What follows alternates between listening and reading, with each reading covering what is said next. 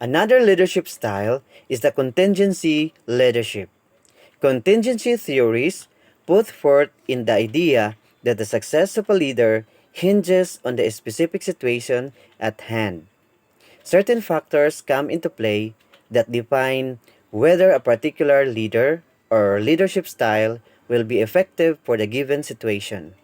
Those factors include the task, the personality of the leader, and the composition of the group that is meant to be led.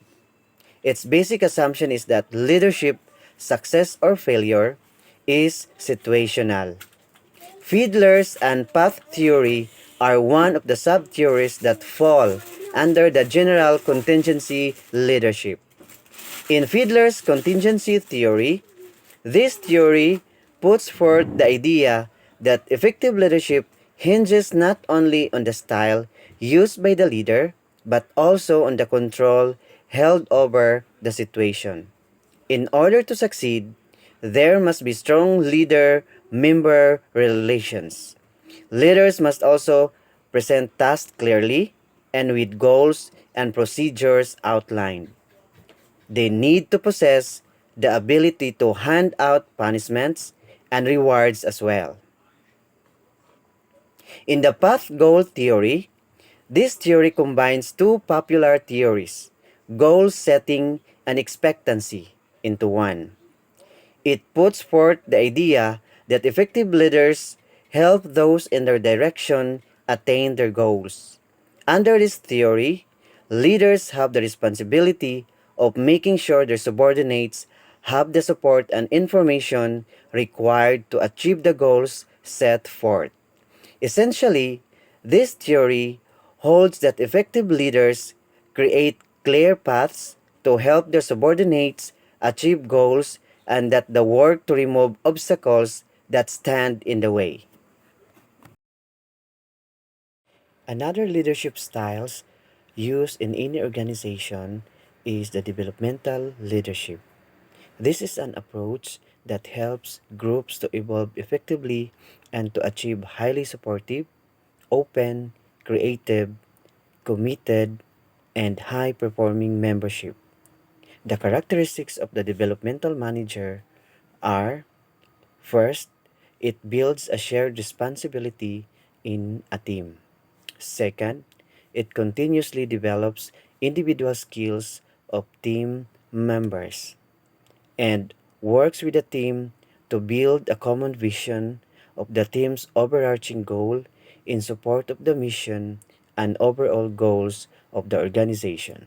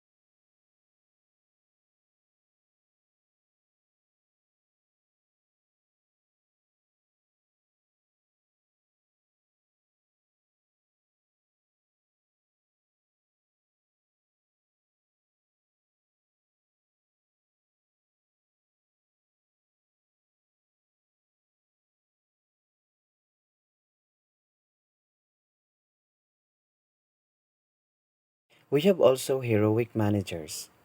These are managers who have a great need for control or influence and want to run things. There are characteristics of the heroic manager. And first, knows at all times what is going on in the department.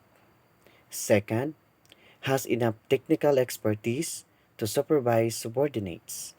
Third, is able to solve any problem that comes up or at least solve it before the subordinates does. And the last is the primary if not the only, person responsible for how the department is working. Transformational versus transactional leadership. Transactional leadership is primarily based on processes and control and requires a strict management structure. Transformational leadership, on the other hand, focuses on inspiring others to follow, and it requires a high degree of coordination, communication, and cooperation. The difference can be summed up as follows. Transactional leadership looks at how to get things done, and transformation leadership looks at how to motivate people to do things. In the illustration, the focus of transactional leaders is on goals, while the focus of transformational leaders is on vision. In terms of motivation, transactional leaders uses rewards and punishment, and the transformational leaders uses their charisma and enthusiasm for motivation. And the transactional leaders are reactive in nature, while the transformational leaders are proactive in nature. We have also servant leadership in dealing people in the organization. Servant leadership defines success as a leader as giving and measures achievement by devotion to serving and learning.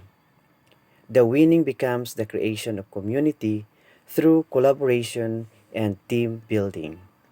There are 10 characteristics of a servant leader, and these are listening, empathy, healing, persuasion, awareness, foresight, conceptualization, commitment to the growth of people, stewardship, and building community.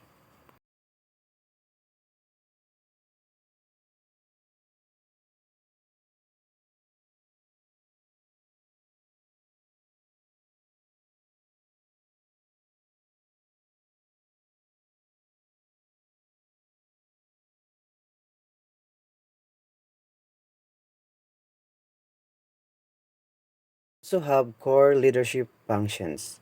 We have the valuing. This is translating values into practice. The visioning, having a clear mental picture of the desired future. The coaching, which is helping others to develop and improve. The empowering, this is enabling others to move forward.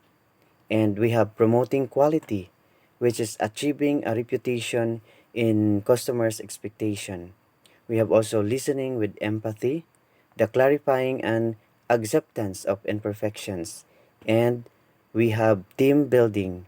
This is developing the union of the organization. Emotional intelligence. Emotional intelligence is a person's ability to understand their own emotions, the emotions of others, and to act appropriately using these emotions. It is never stops growing because we are always evolving as people. EQ is something that must be nurtured. We have 5 components of emotional intelligence at work. First, the self-awareness.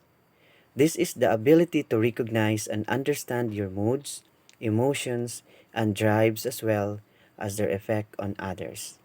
Second, the self-regulation. This is the ability to control our redirect disruptive impulses and moods, the propensity to suspend judgment, to think before acting. We have also the motivation.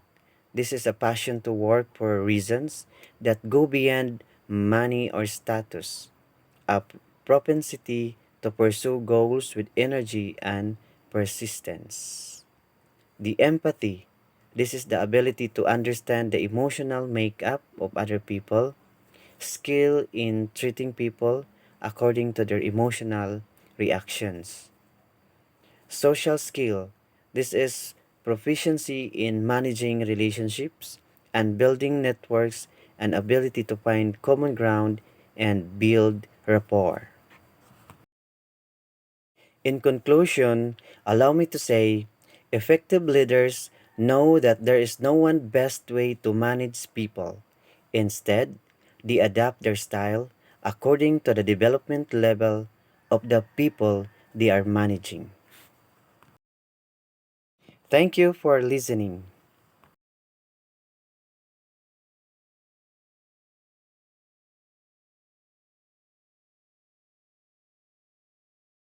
Thank you for listening.